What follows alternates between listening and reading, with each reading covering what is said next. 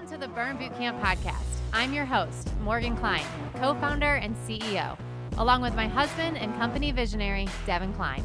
And together, with our amazing team, we are going to help you push past your limits, not just physically in our gyms, but right here, mentally, emotionally, and spiritually on the Burn Bootcamp podcast. Together, we will take on challenges and break through barriers to transform into the best possible version of ourselves. We are more than a gym. We are a community. Your community. Let's go, Burn Nation. All right, everybody, welcome. We are live here at the Burn Bootcamp podcast. Thank you all for being here. We have an amazing show for you today. We have a special guest. We have a Burn member, Mercedes, going to share her story, come in and chat with us for a little bit, so stay tuned for that. We got lots of headlines. Trisha is in the building, as always. It's Trish and I. We are excited. You know what, guys? I want to give you a quick update on life, specifically the podcast, since you all are big fans of the podcast. Trisha, you can give them an update. You just told me some stuff about the success of the show that I was very happy to hear about, and I'm sure the audience would be happy to hear that as well, given they are tuning in every week. Yeah, no, we're ranking real high up in the charts when it comes to fitness and wellness topics. So keep sharing the podcast with your friends and family, guys, because we're loving it. We're having a good time, and it's just going to get better. Yep. So leave a review on Apple or YouTube and share this, like Trisha said. And this episode's going to be great because we have health and fitness headlines, 4 of them. Let me go through those real quick. We're going to get into Mercedes Johnson's story from Clarksville, Tennessee. Then we're going to patch her in. We're going to actually talk to her live. That's exciting. That all is right. exciting. It's going to be fun. So let's kind of set the stage for today.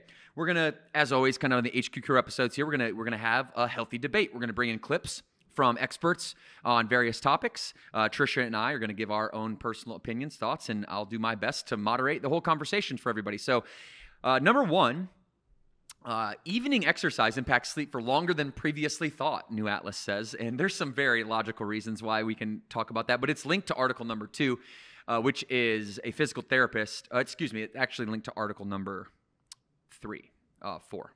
Exercise impacts sleep. Yeah. I'll explain that when we get there. Number 2, a physical therapist says that there are 5 exercises that will fix 95% of your problems. This is from Fit and Well. Number 3, can cold plunging be too cold for women? We've talked a little bit about this. We're very interested in this topic. We're just very interested in the biology of men versus women in general. And Mel Robbins' podcast, we're going to dip back into this Dr. Sims and Mel Robbins' podcast. Number 4, the hot debate. Are seed oils bad for you? Seed oils bad. There's a whole, this is the hottest debate in health and fitness right now.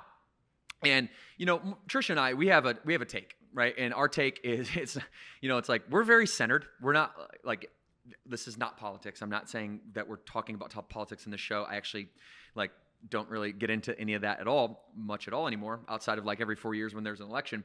But if you think of left wing, right wing, and center, it's the fitness industry is the same way. You have crazy diets and these fringe outlier recommendations and people that say water's bad for you and you shouldn't drink water. Okay. And then you get the other side of it, the far right side that's Diet Coke's great. You should drink it because it's the most studied supplement on the planet and you should drink it all the time. Right. So or aspartame they claim that it's the most studied supplement on the planet, ingredient or chemical compound or whatever you want to call it on the planet. Let's just say setting the spectrum, that's far left, far right. We're center here. We're our feet are right on the ground, in the middle, grounded in practicality and realness and advice for you that actually works for your life, and we'll try to do our best to kind of clear through the clutter. There's a little bit of truth in a lot of things, and usually you're going to land somewhere in the middle when it comes to what should I do with my health and fitness, my personal development. That's what we're here to do today. So let's get in. Before we get into the articles, we're going to talk to Mercedes, because Mercedes is a representation of what it takes to transform your body from the inside out. We're going to hear from her directly, but we do have this story, this Instagram clip, Chelsea, if you want to pull this up for us real quick. If you want to pull that, go ahead. We're going to show this story, and she's going to actually tap in. So this is her Instagram story on our Burn Bootcamp Instagram handle, all right? And she says, you can do it. You can't do it by yourself, she says. the journey is yours, but you're never alone in the journey. And she took charge of her health, transformed her life, and proved that showing up for herself changes everything. All right. So we're going to listen to her story here, and then we're going to bring her in live momentarily. Go ahead and roll clip. I am a member of Burn Clarksville. My journey with Burn Bootcamp started in February of 2024. I weighed in 596 pounds. I had like lymphedema in my leg. I had high blood pressure, sleep apnea very bad. I couldn't sleep in a bed. I was lay on my knees like in a prayer position and just lay over the side of my bed and go to sleep like that, because sleeping on my back I would be choking, like I couldn't breathe. Moments that I knew I was gonna die, like moments that I would eat or moments that I would like be at home and couldn't move, that I knew that like I might not wake up. Boot camp is so special to me because it's one of the only things that I've done consistent. In any journey, you need support. You can't do it by yourself. That's the reason why Burn is like so special to me. In total, I've lost 183 pounds, 100 pounds before I came to Burn, 83 pounds since being at Burn. Biggest victory that I found has been just my quality of life, being able to walk long periods of time, being able to floss. I'm able to jump rope, which has really helped with my lymphatic problems. Blood pressure is not an issue. Being able to sleep in my bed the whole night, just not being afraid to live my life, being myself, with other people seeing who I am. Listen, Burn Bootcamp Nation, I am so excited to introduce you to Mercedes Johnson today, because this woman is a representation of what it means to just, when you are at your lowest of lows, and you heard the video, she just described it. She was on the brink of death. She was staring death in the face. And when I go around the country and go to different gyms, and I are able to share stories similar to Mercedes, and I will now share her story everywhere that I go, because it is a representation of what it takes to pull yourself out of a situation in which you think there's no other way out. And she just grabbed a hold of herself, lost 100 pounds, 83 pounds at Burn, 100 pounds before she even came to Burn. And, you know, she saved her life. Burn was a catalyst in helping save her life. It is no hyperbole when we talk about fitness can save your life. It saved my life, literally saved my life. And I will show you in another podcast how that happened. But I resonate with Mercedes' story so much because we share that in common. Me, it was mentally and emotionally, and her, it was physically. And listen, I am just so honored and thrilled, excited to talk to you, to meet you, to pick your brain, to just on like your shirt, like that you were wearing in the video. That's going to be my first question as we patch Mercedes in here now. Your shirt in the video said, "If it's negative, I'm busy." And to me, that is like such a representation of your attitude, because you cannot do what you do if you lean into the people around you that lean into that fixed mindset or that negative mindset, and you know, tell you who you are and who you aren't, right? Yes. Good morning. I'm so excited. Good morning. Good morning. We're happy to have you. So, listen, we just heard your intro. The clip on Instagram was absolutely amazing. We're all so inspired right now. And the first question that I have, and I'm going to go right into the deepest, darkest moment, because we just got your intro and everybody saw it already, right? So that we don't need context. We have it.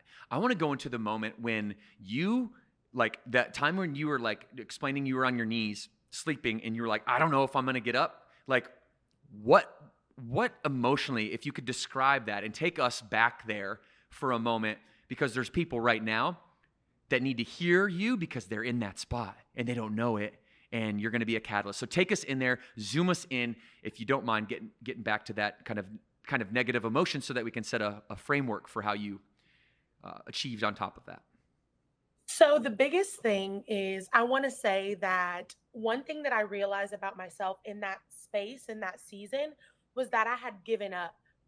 And so a lot of times those depression and low self-esteem and all of those indicators go off when you've given up.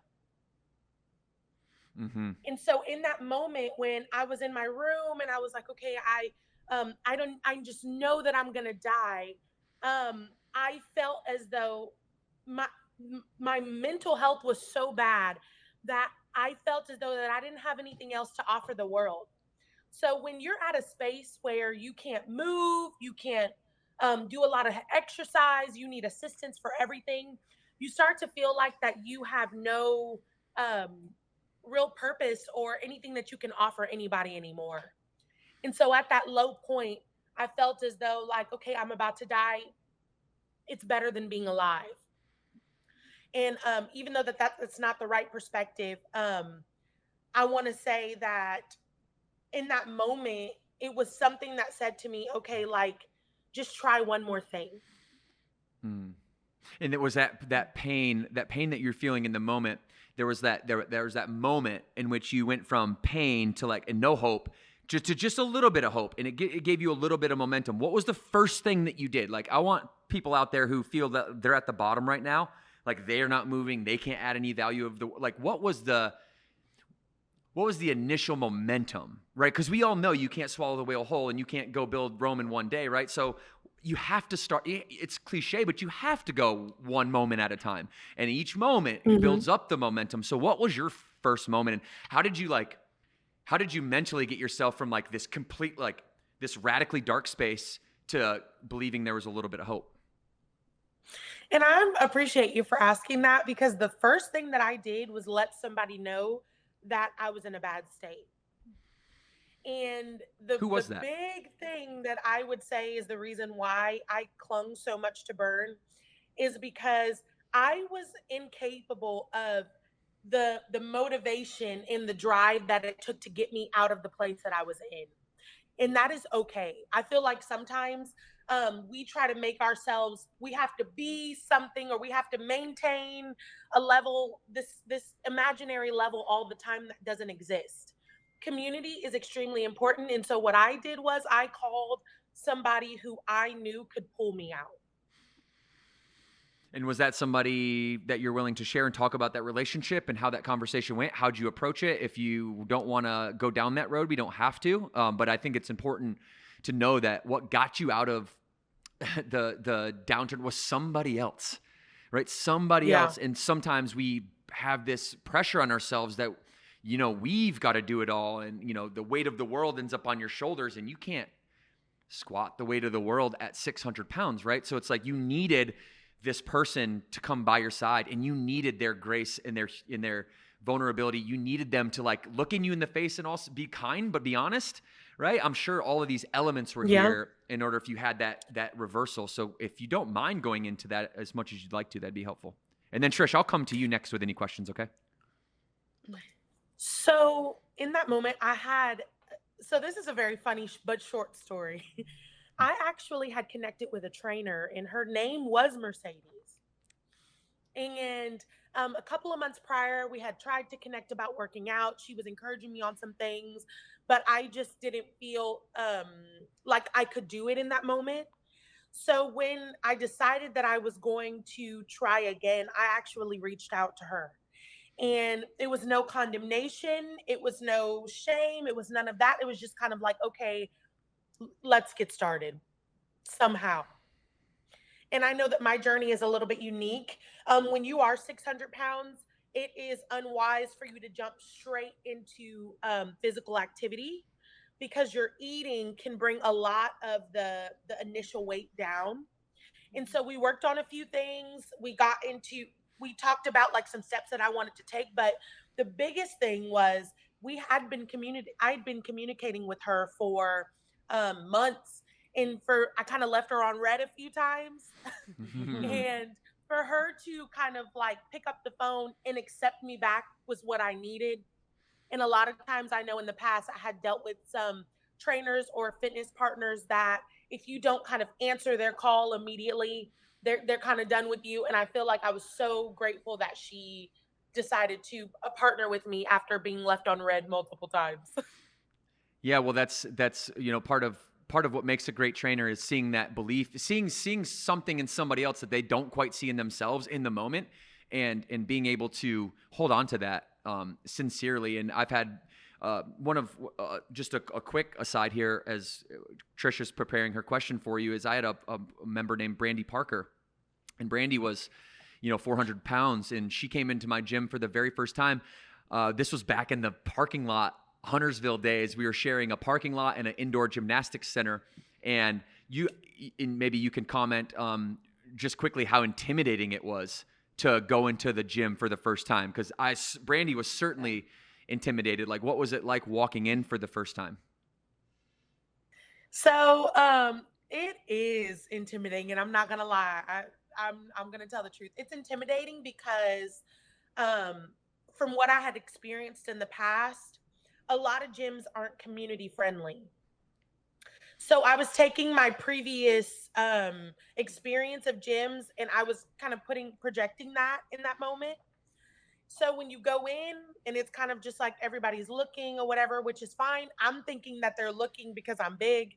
When I actually got into the workout, I was confused because everybody wanted a high five. And then afterwards, everybody wanted a hug. And then the trainer came over to me.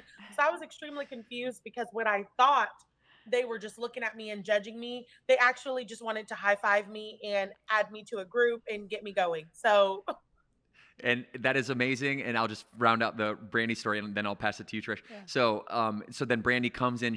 I'm training camp. I'm the only one. We didn't have Burn ambassadors at this time, so I'm just the trainer in the building, the only one there. I feel her energy poke her head around the corner, but she only sticks like her eyeball and like half of her face in, and I catch her, and she's a new member. I've never met her before. I sent the group on like a quick little like minute of mountain climbers, and I ran over to Brandy. I caught her before she got like out the door and into her car, and I said, listen, you cannot like come today, and if you don't want to come tomorrow, I'm totally okay with that. But just come here for 45 minutes today, because I knew she was going to feel exactly what you felt, which was like this opposite effect of what the gym industry has taught us, right? Which is the catalyst that makes Burn Bootcamp what it is. And I'm so glad that you felt like you had that you were welcomed with open arms right away. That's great. yes, and I want to just say one thing, because I got to shout out the trainer that I first met the first day that I came.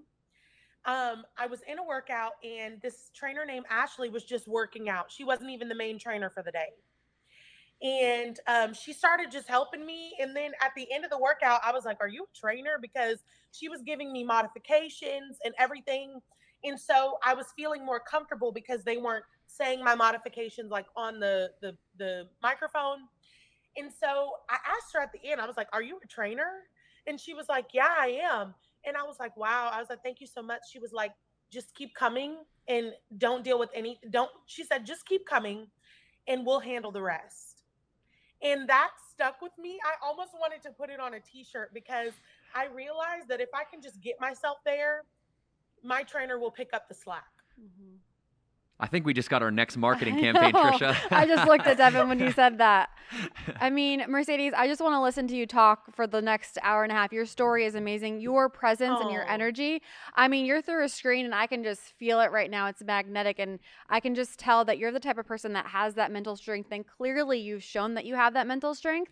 So my question to you is, as I'm listening and I heard your story and I was looking at your Instagram and you're clearly doing big things right now, you seem like you like to set goals potentially, because you said that you just wanted to do one more thing, and it was almost like, do that one thing, okay, then what's the next? So as I'm seeing this, and we talk a lot about, I was a trainer previously at Burn, and we talk a lot about small wins, setting small wins. So as you've kind of scratched these small wins off, so you contacted Mercedes, you started to figure out the food situation, the nutrition situation, and then you were able to get yourself in the gym. You took that first camp.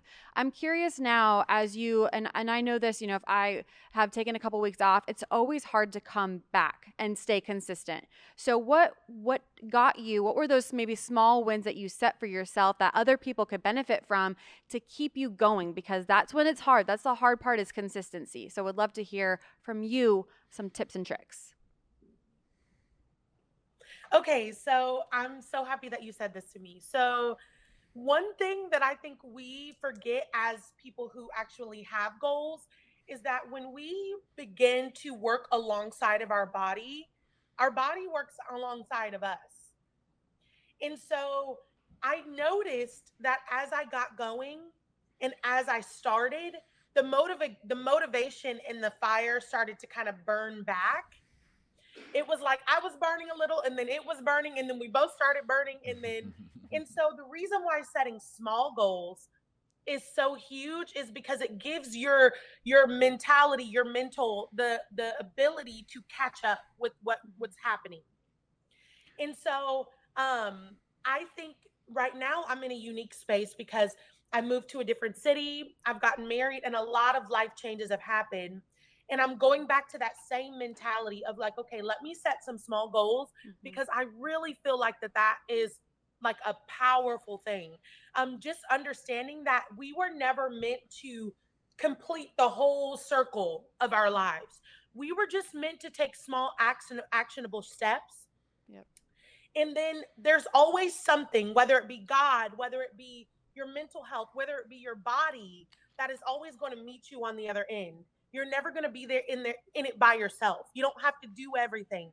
All you have to do is just start, and your body's going to be like, oh really, you came to play. And your body's going to make up the difference, whether it be endorphins, whether it be your friends, getting around people who can encourage you. If you just get around some people that can encourage you, they'll take over. If you pray, you'll get an answer. Like whatever your first step is, there will always be something on the other end to meet you. You just have to take small steps. I love that. And so the quote here is you can't do it by yourself, or you can't do it by yourself, but you have to show up for yourself. Like I'm marrying a little bit of this post that we have into two different things because I think that is so powerful and good for people to hear. Did you have a question, Devin? Yeah. So it's really interesting to me the separate. I can observe something in you. If you don't mind me making an observation, you can tell me if it's true or false. But what I observe in you is that probably, and if you're unconscious to this, that's okay too. And I would just appreciate you telling me whether you've made this connection or you hadn't made this connection yet. But it seems to me that what you've done, part of the work that you've done is you've separated your physical body from your personality, right? And that can manifest in language a lot of times very subtly because we'll say things like, I'm just fat. Well, it's like I is a very, very important word because I has a definition. So what does I mean, right? And that's, to me, your personality. So like I am defined by the personality that I have over time. My personality then becomes my behavior. My behavior then becomes my experiences. My experiences then become the memories that I have, right? So like, it looks like you separated your personality from your physical body because you're talking about them that way. You're like, this one's talking to this one, like, no, we're going to do this. And you're like, I kind of like to do this. And then, no, we're just going to do this. And so is that kind of accurate? Have you evolved your personality, or your psychology is probably a more appropriate way to say it, into having kind of a split and a discussion to where you are not your thoughts, but your thoughts are separate than you? So it kind of went into phases. The first phase that I'm realizing is that your body is actually just a result of everything that is happening. Your body actually isn't the problem. Your body is the byproduct of the problems. The second thing that I'm actually learning right now is that your emotions are not facts. And so when you put all of those things in place, it reminds you, and it first, it reminds you that what you're seeing of yourself is not a fact. Like your body is kind of just here along the way. Your mental is what's driving it. But what we have to be careful of is that I cannot allow my emotions to drive my mental, because if I allow my emotions to drive my mindset, then my body will be dragged along. And so I took the power back in how I feel about myself, because I realized that where I physically am right now has nothing to do with the value and the makeup of who I am. Mm-hmm. What has to do with the value and the makeup of who I am is how I persist and how I overcome the battle and the obstacles of my emotions. Yourself 3 years ago didn't think much like this, did you? Or 4 years ago, or No. however long. No. And really it's a I don't know if that word is still a word, but it's a facade, or because emotions will have you feeling like it's your last day on earth. Mm-hmm. But your body is like, man, I was designed to carry you. And so if you help me carry you, we can go. Was there a moment? And that doesn't matter if you've fallen off. It doesn't matter if you're at the best place in your life. Wherever you're at, your body has the capacity to carry you. You just have to get past your emotions and get past that mental and help it. Trisha? Was there a moment, Mercedes, that like kind of like it just clicked for you? Because the way that you're speaking, I think it's a lot of emotional intelligence, right? Like you have clearly done the work on yourself and you have a lot of self-awareness. I'm just curious on through your journey in the last 3 years, was there a moment when it was like you woke up one day and you're like, I'm getting it. I'm understanding how I can like use this to then catapult me to the next level. I think there was a moment that I had. So, and I'm going to be extremely transparent right now. So, after I had the opportunity to speak with Mercedes, I had decided that my first order of business was going to be getting the weight loss surgery. And I made that decision for myself because I felt as though at 600 pounds, I didn't want to injure myself. I wanted like a kickstart. I needed something to kind of help me build that initial like discipline back. And the doctor gave me a plan to lose a certain amount of weight in 3 months. And I went back in 3 months and I gained. I didn't lose. And it wasn't that I wasn't walking, it wasn't that I wasn't doing what I was supposed to do per se, but my mindset hadn't changed. I would walk and I would eat healthy, but then when my emotions would come back, I would eat extra. Mm-hmm. Or when my emotions would take over, I would like skip workouts and things like that. And so I got in the car that day and I cried. I called everybody and cried because that's like my thing. I'm going to call everybody and I'm going to cry to everybody. And like, they better tell me it's okay. But the thing that really like got me that day was when in my relationship with God is never a secret. But the thing that I realized is that I need God and I need God to help me move forward. And that day that I just allowed him to kind of like help me to understand who I am and what process that I was in, that was when I felt like there was a shift that happened. And so real taking your mind out of your body and just looking at what's happening and realizing this is a season of my life. This downfall that's happening is not forever. Now isn't always, as my grandma used to say, that I have the ability to change this season of my life. That is when it kind of shifted, when I said, okay, I can no longer like do all of this by myself. I have got to pray. I have got to realize that now isn't always, and I'm going to overcome this season of my life. Mercedes, I am so inspired by meeting you. I can't wait to meet you in person. Like we got to arrange that at some point here in the near future. I know. What I'll do is I'll connect with you offline here, and I want to come train you one day. And I think that would be an amazing experience for both of us, just to get to meet each other and just to be able to be in your presence. Thank you so much for being here. I'm going to leave you with one last little slot here to give any advice to anybody that or anything that you haven't said, or any stories that you haven't shared. I want you to be able to walk away from this being like, I poured into Burn Nation and I said everything that I wanted to say. Two things. The first thing is that sometimes we go through different highs and lows in life, and those are okay. And quite frankly, we have to give ourselves to those highs and lows because that's what makes us human. But I want everybody to know that it's never too late to pick up the phone and walk back into a gym. It's never too late to pick up the phone and call your trainer and just say, hey, I need you to pick me up because I can't drive myself to the gym. It's never too late to start. Don't continue to get down on yourself because you're down. There's never a bad opportunity to get up and go for a walk. And so that would be the first thing that I would say that is important, because I think a lot of times when we fall off, the shame kicks in and then we fall down deep and we're 6 feet under. So if you find that shame happening, just go ahead and say, not today, and do something to counteract that. I would say the second thing is get yourself a gym community. There's a difference in gym community and friend community. And I think sometimes we try to mix that when it's not the same. You need to get yourself a dedicated gym community. When you get yourself a dedicated gym community, they will automatically know their purpose for being in your life and the roads won't get crossed. They won't fall off. They won't not meet you at the gym when you're supposed to meet you. They won't stop texting you when they need to text you. Get yourself a gym community, and I'm telling you, like, those two things will help your mindset. And so when you get a better mindset, then you can overcome.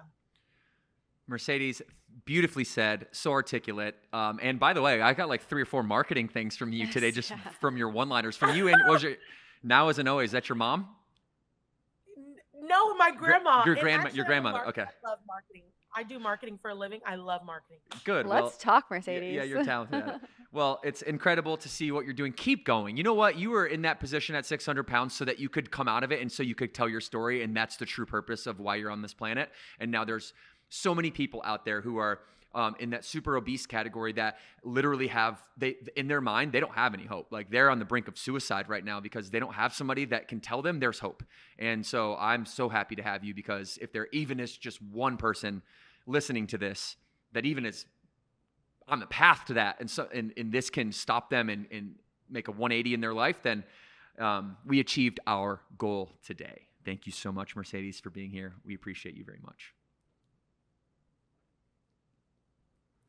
Okay, everybody. Well, check it out. We got an article coming up now that is about exercise as you sleep. Who's my evening exercisers out there? Do we have any evening campers out there? Not me. 4:30, 5:30, 6:30. I'm definitely a nooner. I'm a noon guy. I like to get up early and get my noon camp in. But evening exercise is for a lot of people. And there's been phases of my life too and still I think like in the last 3 weeks, worked out a couple times in the evening because life gets crazy and sometimes you get a call you got to take or whatever. And, I'm not going to go 24 hours without getting my workout in. So is there a downside to that? Probably. Evening exercise impacts sleep for longer than previously thought. Trisha, you read this article? Yeah. What's it say? So, I mean, it says that, and it's kind of calling out the obvious here, that when you are in front of, how do we pull up this article? Intense evening and exercise can keep your body in a heightened state of alertness, which is why public health guidelines have previously advised against working out too close to bedtime. However, findings from the controlled laboratory studies are less conclusive, and many suggesting that evening exercises doesn't necessarily disrupt sleep. I will say, though, I was a trainer for Lake Norman, Burn Boot Camp Lake Norman, for a couple years, and I actually trained at 3:30, 4:30, 5:30 p.m. camp. So I was always amazed by these people that would come in, because it's hard. I mean, I would say that's more challenging than, because I work out now at 5:30 a.m. That's like my camp time. I would say it's harder to go and show up for yourself in the evening than it is in the afternoon. So I just want to call that out. If you are one of those people and you raised your hand when Devin asked, do you work out in the evening? Like, shout out to you, because my POV is that it's good to get your body moving regardless. And if you can still sleep at night, then good on you. For sure. And the reality is that there isn't a choice for a lot of people. Yeah. Like the only time that you can get it in is this 4:30, this 5:30, this 6:30 evening camp. And, because you have kids and you're maybe a single mom, or maybe you're 2 working parents that, you have to crisscross in the morning. Like, that's, the beauty of Burn is that top to bottom, you can, no matter what, you have the opportunity to get that workout in all day long. And if you, for whatever reason, like can't end up physically getting there, then you got Burn on Demand as that safety net and that backdrop, so that you never, have an opportunity to lose any momentum. And so for me, we're going to listen to an Andrew Huberman clip, because I thought this one was like, it was exactly what I would say. And the body temperature is the real reason in which it's difficult to fall asleep at night once you've gotten that heart rate up. If you take pre-workout, now you got caffeine in your body, you got caffeine, you got your heart rate up, you got your body temperature up. No wonder that you can't fall asleep, or it's harder to fall asleep if you work out in the evening. But I will also say that those that tend to work out later in the evening, like 5:30, 6, they also tend to go to bed later. Yep. Tend to, based on my experience from talking with members. So let's pull up, Chelsea, that Huberman clip. It's a pretty short one, I believe. Let's just roll this. I want to get his take on it, and then Trisha, I'll come to you for your thoughts. People who just need to get more movement and are trying to maximize focus and productivity throughout the day. early day training is going to be the better option. But if you're training late in the day and you're getting a big increase in body temperature and you're doing it under bright lights and you're drinking a pre-workout and you're wondering why you can't sleep at night, it's, you know, you don't have to be Sigmund Freud or a neuroscientist to understand that you're basically just cranking your body temperature up. For most people, you just need to get more movement. Sorry, I think psychologist jokes are funny. I thought that was, no one else apparently thought that was the Sigmund Freud joke that he gave was funny, except for me and Huberman. But he's basically saying you don't have to be a psychologist to understand why working out in the evening could potentially disrupt sleep if you try to like work out at 6:30 and then go to bed at like 8:30 or 9. Yeah. But then again, that's generic. Right. I know so many members that, dude, they're crushing a 4:30 or 5:30 or 6:30 workout.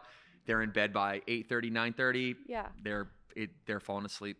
I was going to say, I think it's really dependent on the person. And that's why, like, things like this, well, yes, I understand. And he makes great points because it is logical, right? That if you take a pre-workout, you're under the bright lights, you're stimulating your body, your body temperature is up.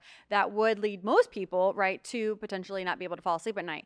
But there are those select people that it's fine. Like, they can go to bed within 2 hours of working out. And I've read stories, listened to podcasts of people that they prefer to work out in the night, and then that actually gives them better sleep. So to me, I don't really think that you can say you shouldn't work out at night, because if you are a person and that's going to get you moving, that's going to get you in the gym, I say do that all day long, as you are, because sleep is important. You're still getting that good quality sleep. And I'm going to bring up the kind of straw man argument to this. It's like, okay, well, if we're debating evening versus morning exercise, shouldn't we first debate just working out, period? Like, let's do that first. Let's make sure that, hey, 3 to 5 times a week, 3 to 6 times a week, that you're getting getting movement, getting training, and getting recovery in. And in doing so, like, don't bucket yourself into like one time frame, because you can easily be imprisoned by your schedule. I want you guys to think about this. When it comes to like time management, fitness is so like correlated with time management. So here's how it works, right? If you don't put your workouts on your calendar first, then you will be more likely to miss your workouts, right? I mean, that's pretty logical. But when you do put your workouts down first and you anchor your day in those workouts. Now, as Andrew Huberman just said on that clip, he said, your working out is directly correlated to the productivity that you have in your day. So if I'm going to be somebody that wants to maximize my productivity, like most of you do here on the podcast, then I need to just make sure, that I get my workout in, that if I'm a morning workout person and that's on my schedule, that I do everything that I can to hit that, right? And not disrupt that. That's number one. Like, if it's on the schedule, do not negotiate. That's what prioritization is. Many of us fail because we put ourselves as maybe 3 or 4 or 5 on the priority list. And then other things like meetings and kids and husbands and wives and friends, they all get in the way, when in reality, it's not that you don't have time to work out. It's just that, is it a priority? Because if it is the number one priority and it is the anchor to your life, right? Well, that's the mechanism that increases your productivity when you're feeling good and you're feeling confident. Like, how does that spill over? So whether you do that in the morning or the evening doesn't matter to me, because there's going to be 50% of people that will say, Trisha, you are crazy. I don't know how you can actually say 5:30 a.m. in the morning is an easy thing to do. Yeah. That sounds like hell on earth and my worst nightmare. Mm-hmm.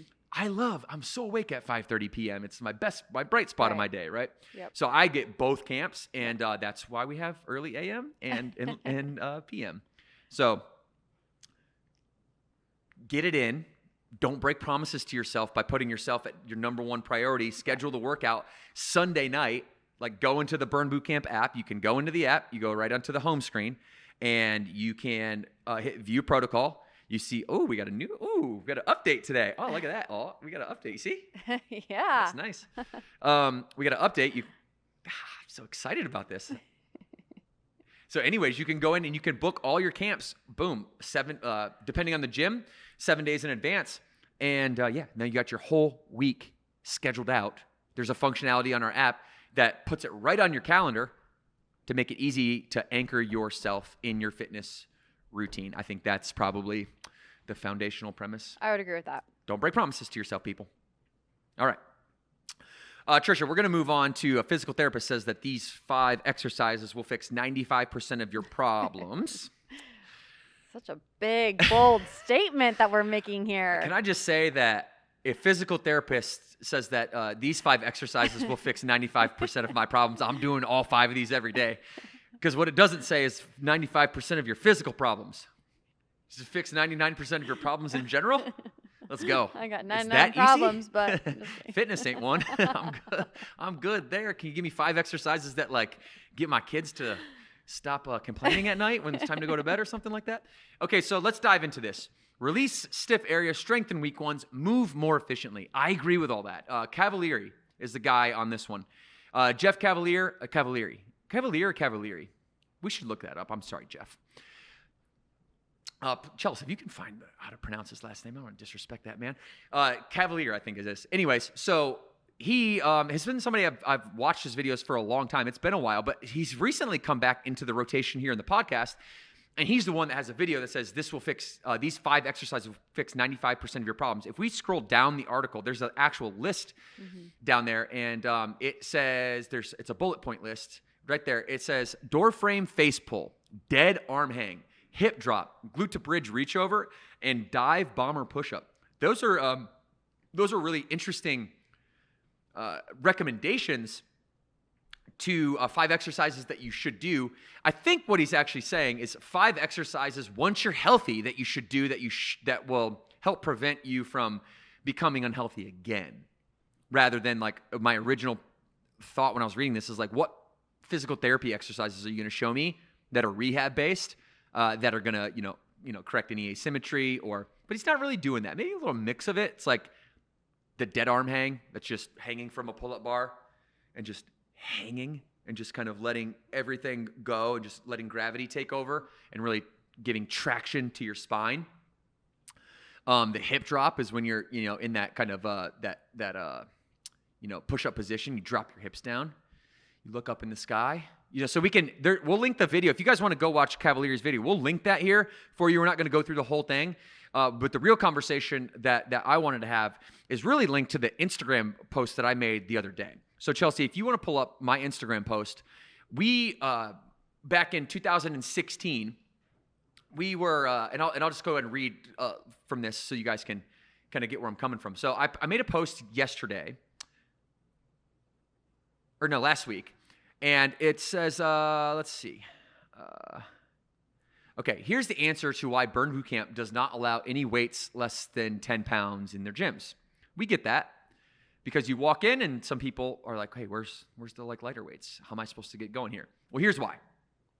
So it's 2016 in this photo, and I'm training 40 camps a week. I'm like literally like covered in like chalk from my workout, going to a focus meeting, drinking a protein shake, doing my books, cleaning the gym, selling a membership, back to duct taping these purple dumbbells to the ceiling, basically. So we just awarded our 200th location too. He had become a franchise about a year earlier. This is a period of time in this picture, like I'm exhausted all the time, but I'm never going to tell anybody. I'm just going to power through it, keep positivity, optimism on my face. I was driven by ambition. Okay, now one day, it's like middle of day, this beautiful soul walks into camp. She's got these bright purple 5-pound dumbbells, and kind of raised my eyebrow and said, hey, really 5 pounds? Like your water jug you pulled out of your fridge is 8 pounds, right? So like you pulled that out. So like we need to actually practice harder than we play. That's what my coaches told me. They said, hey, when you show up to practice, if you put yourself in harder situations in practice than you actually have to do in the game, then you're preparing for the game. Good metaphor here. It's like if I got to constantly pick up things that are over 10 pounds, I should probably train with over 10 pounds. Okay, so I took them from her. I took them. I snatched them. I said, these are mine, and I'm taking them as a symbol of my confidence in you. And I believe that she was stronger than she thought. So back then, women's strength training was still seen as like a taboo thing. It's like 100 years of conditioning, the early 1900s, the apple cider vinegar diet, all the way up to the Cindy Crawford diet, right? Like, and everything in between. It's that women should shrink and not build and be skinny and not tone and not train, but be small and not be strong. So Burn didn't buy that. I didn't buy that. Getting strong gives you confidence. I knew that. I got strong. I gained confidence. I knew that women were no different than me. And in order to really move the needle for them in their lives, confidence was the outcome, not being skinny. So we put strong is the new skinny on shirts, and we taught millions of women to pick up the world, what the world told them to put down. Okay?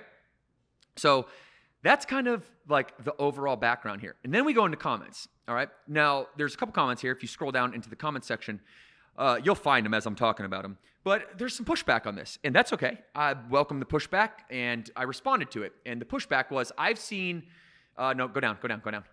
Let's see. Keep going. It's obvious. It's very long.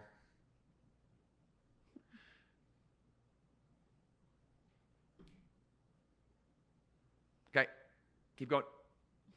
Okay, so I'm just going to start going into it. Okay, you'll see it when you get there. So basically somebody's saying there's two reasons that you might push back against this. Okay, number one is an obvious one, and that's injury. Okay, so you might have an injury, you might have an overdeveloped or a tense trap muscle or something like that, or you might have tore your elbow ligament, you might have got an ACL surgery, you might have done something in which you're actually injured, and you go to a doctor and they give you a rehab assignment, and then you go to the PT, and the PT looks at your rehab assignment like every PT does and says, well, the doctor prescribed this, it's a good jump start, but not sufficient enough. I recommend like this, and this ongoing strategy. And the pushback was like, shouldn't we have less than 10-pound weights in the gym for people who are injured to be able to work in good form? And my response to that was like, no, we shouldn't, because you shouldn't be in an environment where strength training and hypertrophy and gain is like, that's the environment you're in. And you have an asymmetry globally in your body in which you can't perform, right? It's like you don't go play basketball if your ankle's injured to the point in which you can't play basketball. You go rehab that ankle, you go get it back, you go practice, right? You sit out of some games, you go, do your ice baths and do your ankle work and do your tension and, do your flexion, all the movements and planes of motion, and do your stability and your balance. Then you go get your strength back. And, sometimes the doctors that prescribe us PT, or even the physical therapists that prescribe us PT, have a limit, because people are only willing, like, how many people do you know that go to PT and they go for like, they maybe go and they maybe try like halfway, and I went to PT. Did you? Because you went 3 times. Mm-hmm. How long were you supposed to go? 6 months? 3 times a week for 6 months? So we have to take our injuries seriously. And I don't think we take our injuries very seriously. I think we try to push through. A lot of times when we're injured, you can push through when you're like kind of hurt or sore, but don't push through injury, structural damage. You need to go and see a physical therapist and get that rehab. Burn is not that. We're not going to do that for you.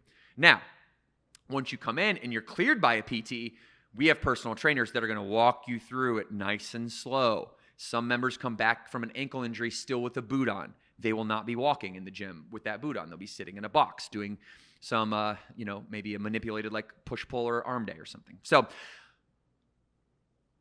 Trisha, that's the one camp.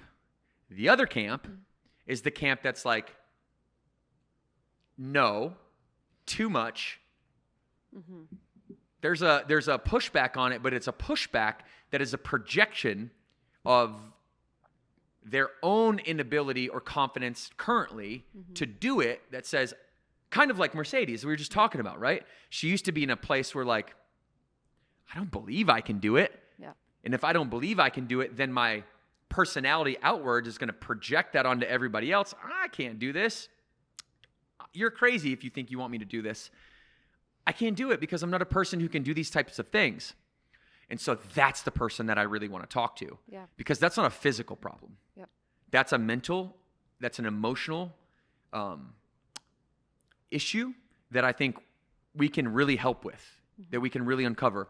Because there's another comment on there somewhere. I don't know if you guys can find it, but it's a testimonial. And it says something along the lines of, I used to be the person that thought like, this is stupid. How could you guys count me out? Like, I'm not a person that could do the 5-pound dumbbells. How could you count me out? How dare you? Right. Mm-hmm. And then she goes, and then I showed up anyway. And now, sometime later, I'm flying these 10-pound dumbbells and I'm stronger than I ever thought I would. And I'm so glad you took those purple dumbbells away from the gym back when you did. Yeah. And I think you don't know, I think the same testimonial says she went up to 12. She can even get some 12-pound reps in, which is great. You never know where that pushback is coming from, because I think some people either have limitations of their self-belief, right? Like, oh, I'm not strong enough, or it's what other people have, how they've grown up, especially as a female, where it's this whole, oh, if I lift anything heavy, I'm gonna use air quotes, I'm gonna get bulky. Like, no, we also now know that that's not the case. That's not the science. It's very hard for women to get bulky, but I still see that with, people coming in the gym, or just when I hear my friends talk, that's like the mentality, because that's what we were taught for so long, is that if you lift those heavy, again, air quotes, heavy weights, which 10-pound dumbbells are not heavy, then you're going to get bulky. So I also, that's where our focus meetings are really helpful, is if you gotta dig in deep and figure out why it is that you are saying you can't do that. And then from there, you're going to feel this overwhelming confidence, because I was one of those people. Mine was more of on the bulky camp side. I thought if I lifted those heavy weights, I was going to all of a sudden be the Hulk, and I was going to not be able to walk through the doors because my arms are going to be so big because I was bicep curling 12-pound dumbbells. Like, no, now I know that that's silly, but I had to overcome this roadblock of these weights, which I proudly will curl between 20 and 25-pound dumbbells, 25 on a good day, and I'm proud of it, and I've gotten more confidence from it. So I do think it's a lot of, if you're that person right now that's saying, no, I can't do that, I encourage you to just dig down deep and figure out why you're saying you can't do that. Yeah, I believe that every healthy human adult should be able to take 10 pounds in each hand and be able to do a lateral fly motion right here. I think every human being that's healthy, that's an adult, should be able to do that. Eventually, like not right away, not today if you've never worked out, but when you come into Burn Boot Camp, it's not like that right away. It's not hypertrophy right away. We don't just jump you into, hey, you got to fly those 10s. I know you haven't worked out in 10 years, but fly those 10s and do it 50 times. No, that's called stupid. Yeah. That's called not personal trainer in a group setting, right? We are all, most of us are NASM certified, if not NCCA accredited.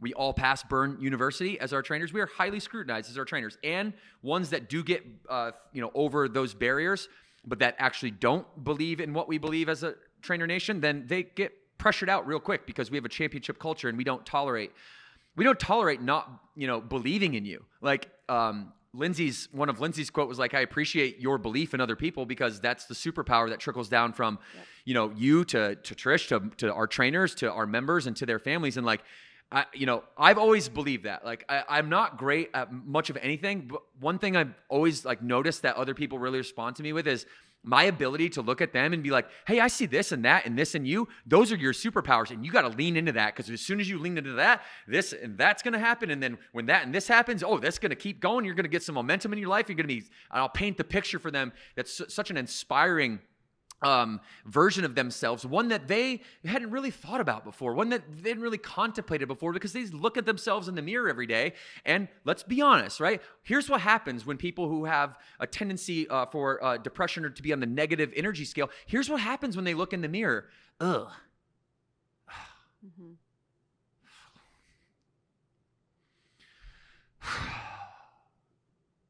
Another day. Yesterday, 3 times I didn't work out. I ate, God, and you start crying, right? Like, you just sit in front of a mirror. You can't contemplate why you are the way you are, and you don't have the words. You just don't have the words. The depiction of someone who is super obese that looks at themselves in the mirror and says, pick yourself up by your bootstraps. You can do this. Like, they don't do that. That's not how it works. If that was the case, they wouldn't be in that situation. They need help. They need a catalyst. I understood that early on, and my entire life has been one kind of like long, unrelenting journey of belief in other people. But it had to start with me. It had to start with myself, because you can't transfer the energy that which you don't experience. And I had to see greatness in me before I could see greatness in others. And it's what I was born to do. It's my superpower. It's why I'm not the CEO.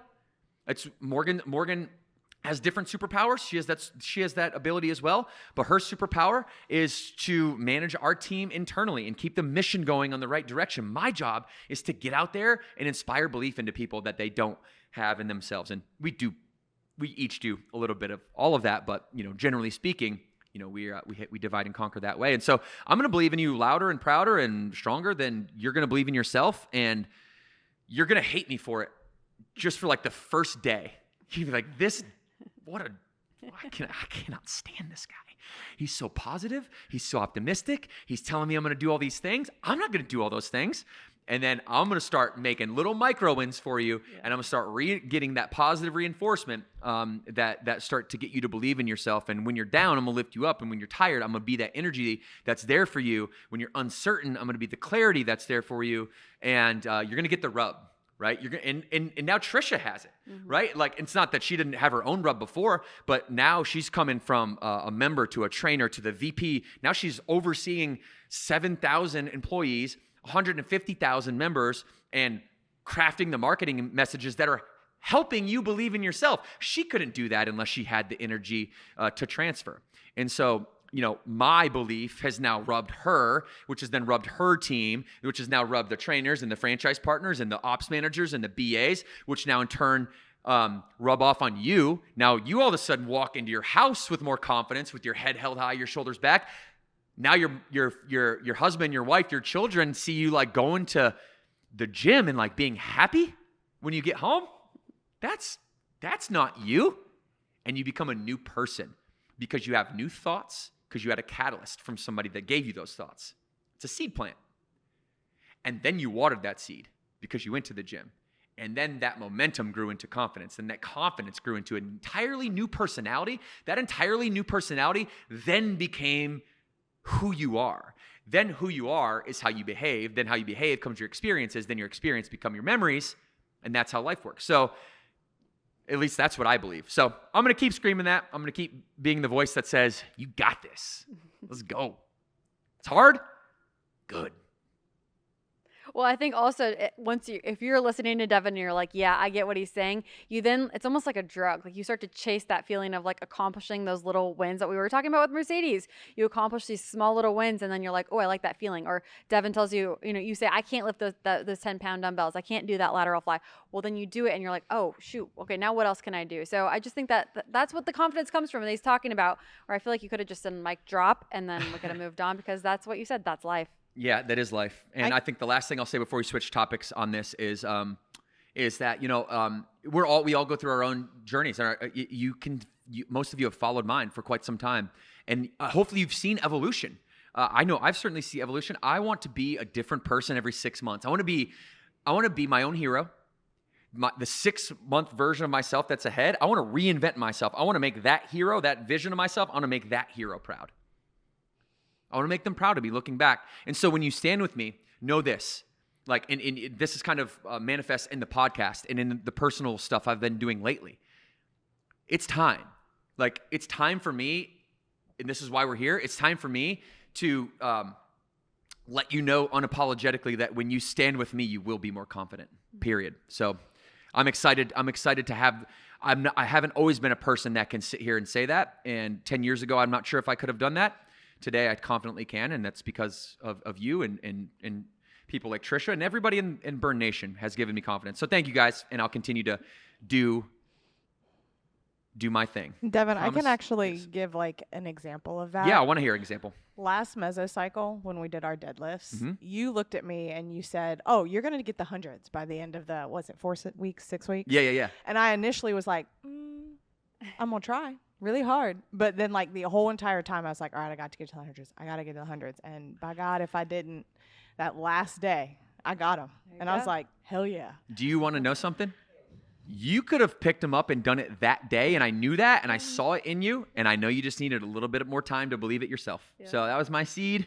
I could have ran over there and gave them to you right then, but part of it is I wanted Chelsea to have her own self-discovery. So I plant the seed, but I can't water the seed, people.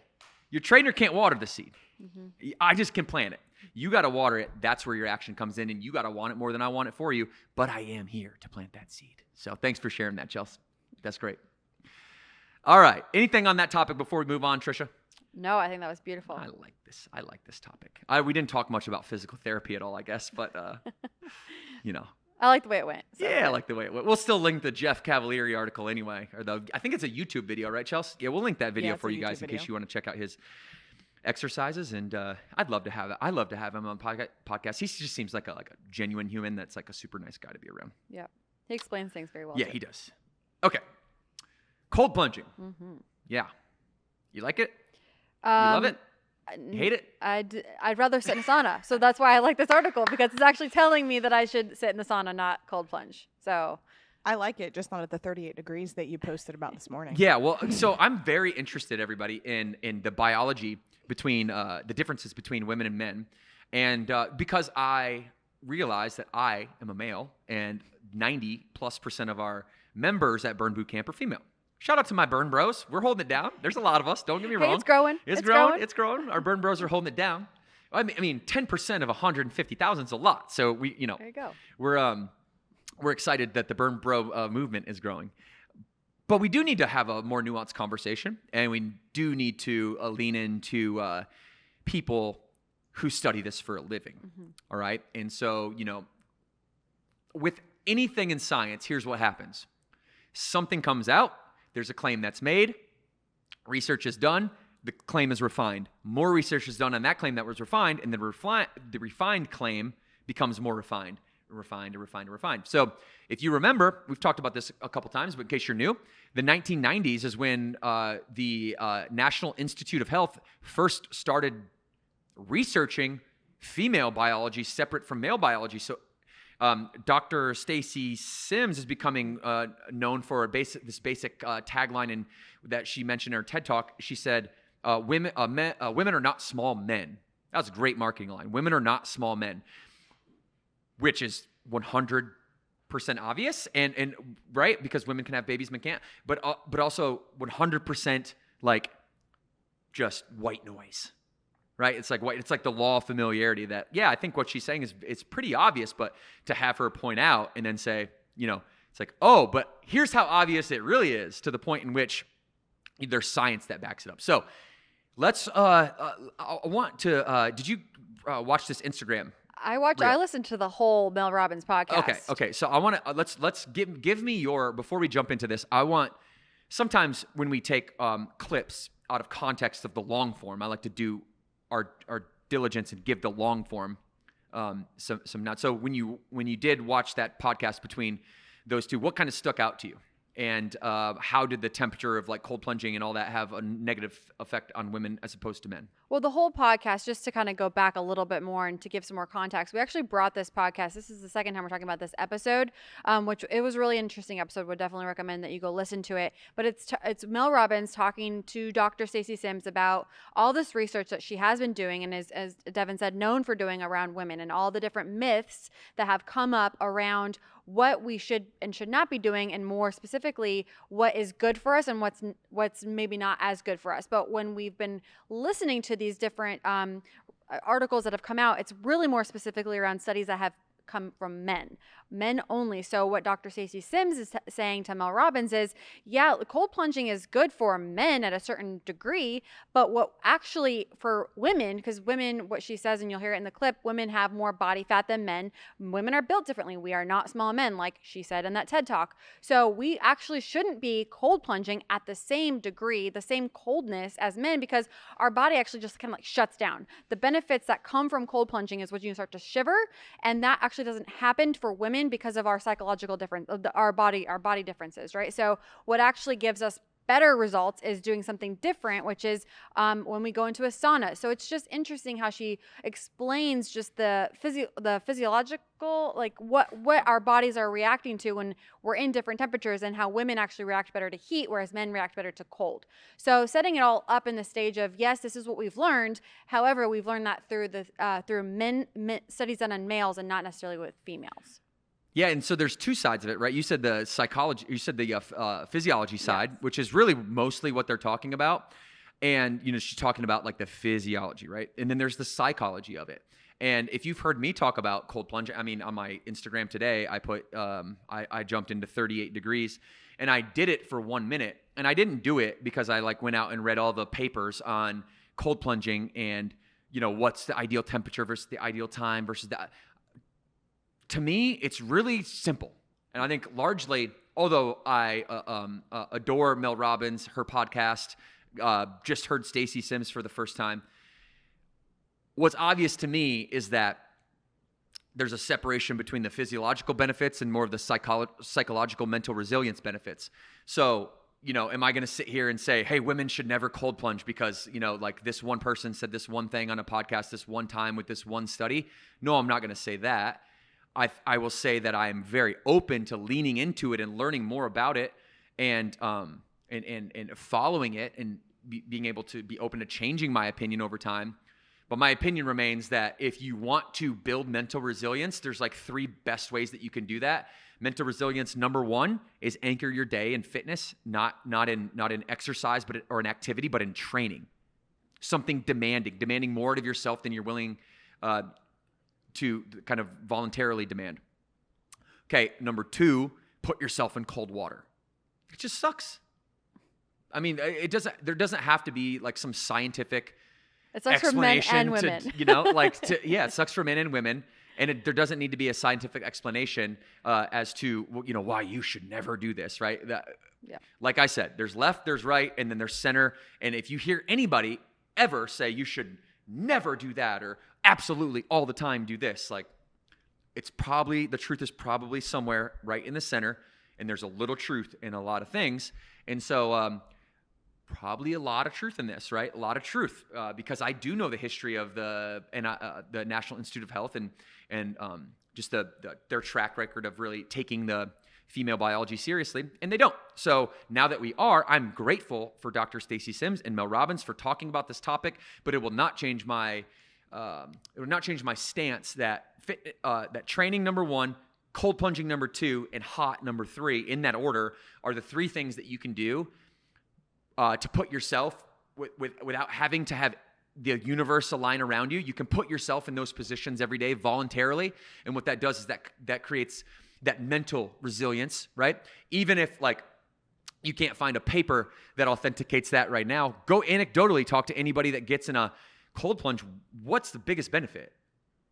It's not that I reduce inflammation in my left knee. It's not that, my hypertrophy is reduced, ability to gain muscle is reduced over time due to, vascular restriction or whatever they say. Maybe all that's true, but I want to go in cold water or take a cold shower because it's very hard.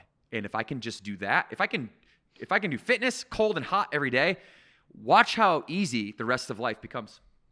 Yeah, that's my thought on it. But I am interested in like the more of the physiological side of it as well. Yeah, I think just as we get, we're doing a lot more education. If you are not following us on Burn On Demand, we have a lot more series that we're coming out. Something that's really important to us is education, which is what we do on this podcast, and we take it from credible sources. And part of what Dr. Stacey Sims says is if you are someone that's going through perimenopause, you could hear that the benefits of a cold plunge might help you when actually, if you're going through perimenopause and you're trying to combat some of the side effects from perimenopause, then you would want to go into a sauna. So I think that that's where my brain really goes and wants to like learn more is we heard for a long time that women that were going through perimenopause or menopause, your cortisol level spikes and that you should not, there was claims that you should not strength train.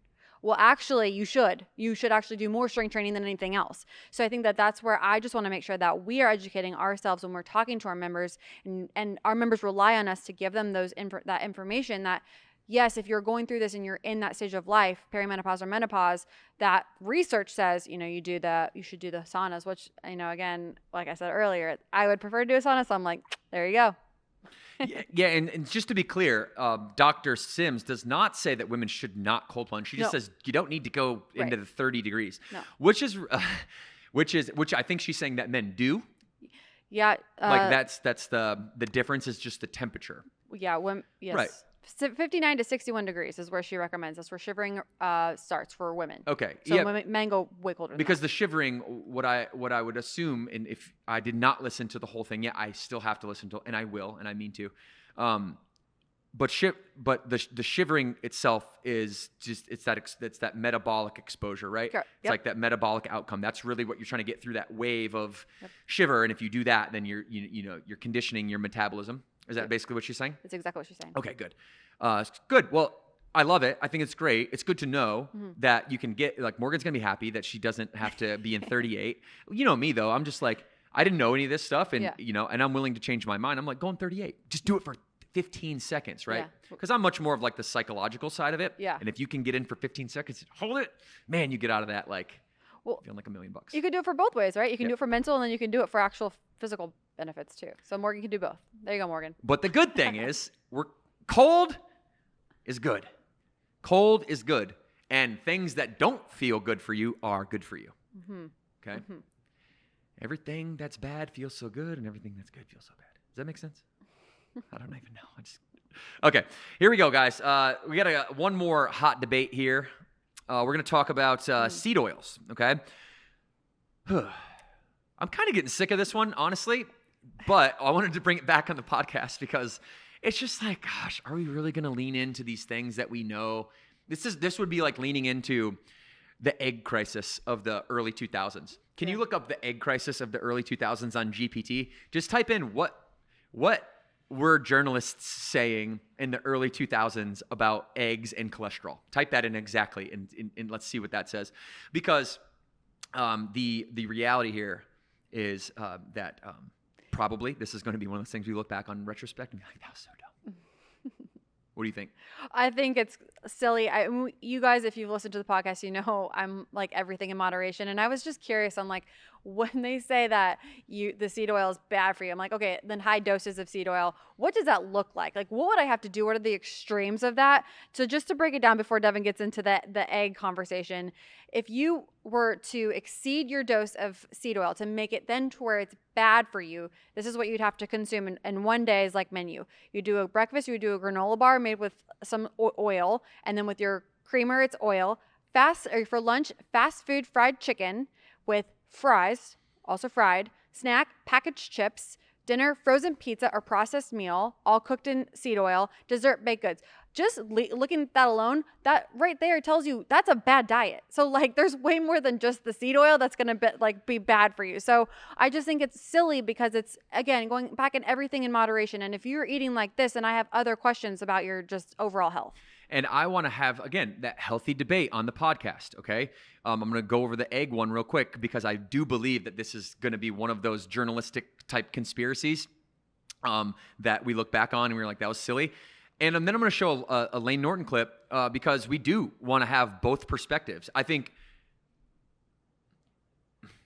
the majority of what you see out there, because it's the majority of what drives people to click things emotionally, this fear mongering of like seed oils are bad and if you eat them you're going to die and here's this research and buy my product because it doesn't have seed oils in it. Okay, well that's one side of the spectrum. Well then let's listen to another side. Let's listen to the opposite side, and then again we'll always kind of moderate, debate in the middle and see kind of where this lands in terms of our opinion. But Layne Norton Instagram post, seed oils. Let me give some context real quick to this. So he's somebody who is he's a PhD, I believe, right? Yeah, he's a PhD. And he's super smart guy. Listening to him talk just about like clinical trials or human randomized control trials is really good. He might turn you off a little bit with his delivery. He's like a very kind of alpha male, like in your face, I'm going to drive this down your throat type person. So if you can kind of weed through that, like he's also trying to get clicks and he's also trying to like fear monger people in a certain type of way. If you can get over that and you can see through just like the study that he's trying to show, then I think we can really start to have a conversation about this. So his claim, or not his claim, rather, I don't mean to say it that way. His take on the claim based on a randomized control trial examined the supplementation with omega-3 fatty acids versus omega-6 fatty acids, mostly from linoleic acid, and their effects on markers of inflammation after 7 days. Okay?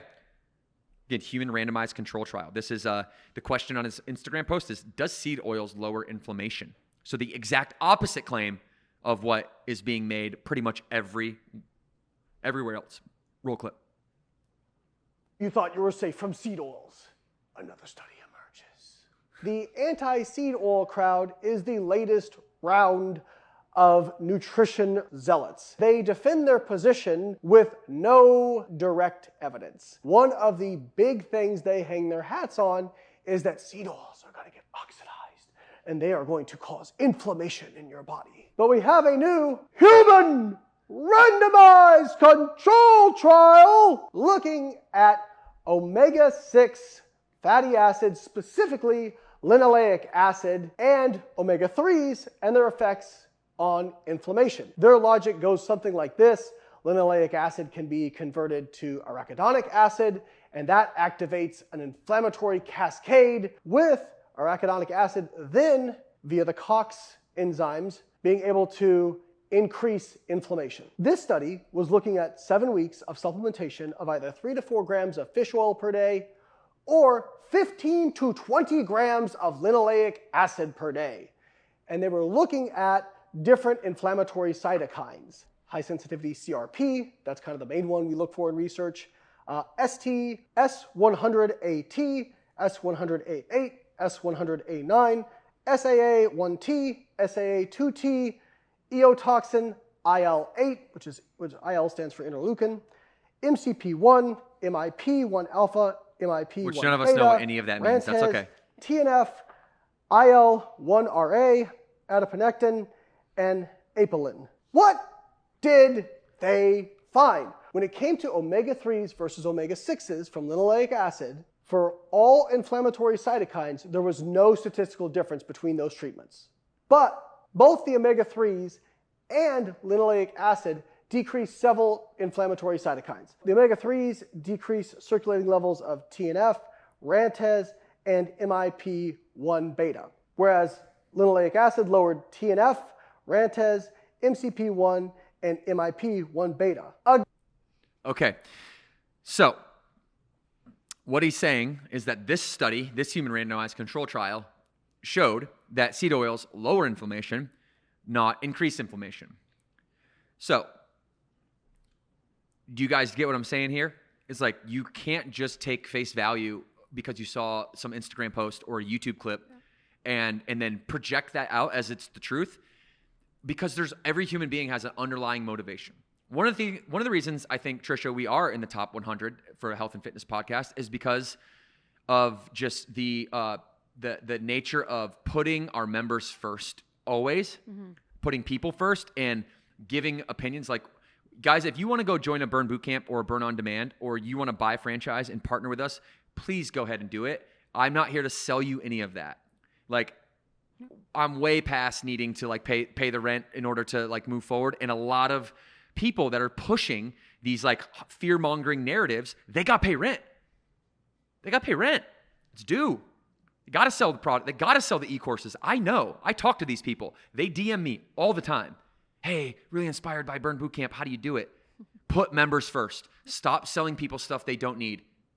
That's the way you do it. And so I really appreciate when there are studies involved, both Dr. Stacy Sims and Lane Norton, because now I have a foundation. We're not scientists. We're trainers. We're business people. Fitness and business is what we do. Personal development. So we need Lane and Dr. Stacy to provide us with information. We will always change our mind if there is evidence that allows us to change our mind, and we will always, without being biased, having zero confirmation bias, will uphold our responsibility to give you the advice that makes your life maximally wonderful, not just better. All right, Trisha, are you ready? We're gonna take it out now. We're gonna take it out. We got to get going here today, okay? Okay. All right. Before we do that, we're gonna answer one member question, and then we are gonna get going. We got through all. Yeah. So there's the seed oil debate. We got through that. We'll do two things, and then we'll get out of here. Okay. Number one is we're gonna talk about our brand new location. This one's very, very exciting, people. All right. The great state of Utah out on the West Coast has a brand new gym brought to you by your franchise partner, Betty McVeigh and Danielle Lundgreen. Okay. 428 Ogden, Utah. Bethany already owns one location in Layton, and she's opening her second one, partnering with Danielle, and they are going to absolutely crush it. Location 428. You got to go see them if you're out in the great state of Utah. We have some HQ gyms out there as well, and so we are very familiar with the area. I visit it a lot. It's so beautiful. I love it so much. And if you guys want to be a franchise partner, if you do want to partner with myself, with Trisha, Morgan, the rest of our team, with Betty, with Danielle, then go ahead and get that QR code on your phone right now and go to that link and fill out the information so you can talk to one of my teammates on the other side in franchise development who are here ready to just walk you through the process of exactly what it takes to do exactly what Betty and Danielle are doing. And my team would be happy to talk to you. So franchise.burnbootcamp.com, you do the QR code on the screen here. Either way, all right, I'll see you on the other side. And then What we are going to do, Trisha, is we are going to talk about this one member question. I had it from a long time ago. It's not my run a show, but I thought it was really good, and so I wanted to bring it back on today's show. This question comes from West Chase, Florida. Okay, and you're going to go first. Okay. I'm can't wait to hear what this question is. From West Chase, Florida. Okay. If you were to give me one piece of advice on how to start a fitness business in today's society, what would it be? Oh my gosh. So my one piece of advice today, if you were to start a fitness business in today's society, what would it be? It would be, and this is not bias, this is because I would do this. If Burn was not here, this is exactly what I would do. I would do Burn all over again. I would have a four-wall community. Like at the top of our show, Mercedes talked about like, you need a community. You need your gym community. You need your people. So you need to build 4 walls where you have people, and you need to reverse engineer the membership price from the rental rates, and then you need to have a hybrid solution underneath it, like our Burn on Demand. Our 1-2 punch is what I think exactly what I would do if, I am in the fitness industry. If I was in the industry today, I'd do exactly what we were doing right now. And so I think the industry is going to go that way. It's going to be more community-based, less, we had a whole wave of like this digital stuff. It'll stay, but it'll assume its rightful place, which is secondary, the safety net behind something that might be more physical. But if you're just starting, you're a sole entrepreneur, the best way to get started is to go into a box gym. And I started my personal training career in a box gym, and I just walked the floor. I would work out really, really hard so people would notice that. And I'm loud and crazy and energetic, so people notice that. And then I would just go help them for free. I'd be like, hey, my name's Devin. I'm a new trainer here. Would you like me to help you on that? I just want to help. Like, I'm not going to charge you or anything. Do you just want me to help you? Can I work with you for 15 minutes and show you a few things just as goodwill? And they're like, yeah, no problem. So that's what you got to do, right? You got to give value, add more value to that one person than anybody else is willing to. Back in the day when I had more time and less responsibility, and it was just me in Huntersville, in my 500 members downstairs and Morgan and her 300, I would go to members' houses and I would clear out their pantry, meal prep for them, all free, because I had the time. They were my members. They were paying me, but they weren't paying me extra to go do that. I would show up at their house, literally, and knock on their door. If they didn't, like, I've done it like 3 or 4 times. I'd show up at their house, knock on their door because they said they were going to be at the gym and they didn't come to the gym. Yeah. You know? And then I would work them out in their house. It's crazy. That is crazy. But it's what you should do. Like that type of dedication to members, that proves to me that you care about impact over income. And in this industry, I'm just going to be upfront with you guys. 99.9% of this industry is the opposite. Profit first, people second. And you see that. Maybe that's one of the reasons Burn is different. So that would be my advice. Do you have anything to add to that? I was just going to say, I think you have to make sure that you have a passion, not just for fitness, but also to your point, to the people side. And I know you, Morgan, have said this quite a bit, and we've brought this up on the podcast, or I did in our anniversary episode, but you guys are always looking through the lens of how can I solve a problem for either myself that I'm going through or that I'm seeing other people go through. So that's where I would start it, is like thinking about what other people need in their life and not just what maybe you need or what your passion is for, but the problem that you're going to solve, because otherwise if you're doing it just for yourself, then it's not going to have legs. My other thing would be maybe just open a Burn boot camp, and there you go. I like it. That's it. Hey, that's really why we answered the question, right? It's just another plug for franchise development. No, we support the industry, right? We support this isn't about us versus you. This is like eventually, this is the last thing I'll say because I think it'll put it into context. So one of the things that I have on my 10-year vision is to be the leader of the industry that pioneers bringing multiple fitness concepts that are popular at the time together and being the catalyst to run commercials on like the Super Bowl or something, like some big stage in which you have CrossFit and Burn Bootcamp and Orange Theory and Crunch Fitness, and you have all of these big popular name brands coming together to like unify an industry. This industry is absolutely 100% at war with one another.